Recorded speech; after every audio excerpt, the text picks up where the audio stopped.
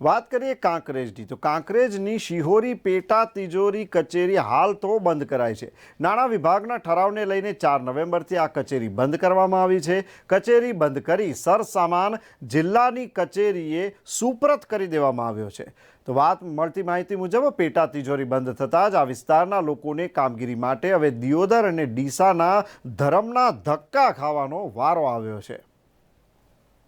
31/8/2023 જે ઠરાવ અનુસંધાને 15/9/2023 થી પેટા તિજોરી કચેરી કાંકરેજ જિલ્લો બનાસકાંઠા બંધ કરવાની થાય છે। જે અનુસંધાને હિસાબ અને તિજોરી નિયામક કચેરી ગાંધીનગરના 1/11ના પરિપત્ર આધારે પેટા તિજોરી કચેરી 4/11થી બંધ કરવામાં આવેલ છે। અને હવે પછી જે પેટા તિજોરી શિહોરીનું કામકાજ છે, વહીવટી કામગીરી પેટા તિજોરી કચેરી દિયોદર સંભાળશે। જ્યારે સ્ટેમ્પને લગતી કોઈ પણ કામગીરી હશે તો પેટા તિજોરી કચેરી ડીસા સંભાળશે। અને અહીંનો જે તમામ સરકારી રેકર્ડ, ડેસ્કટોપ કે જે કંઈ છે સાધનિક કાગળો છે એ તમામ જિલ્લા તિજોરી કચેરી પાલનપુર ખાતે પરત કરવામાં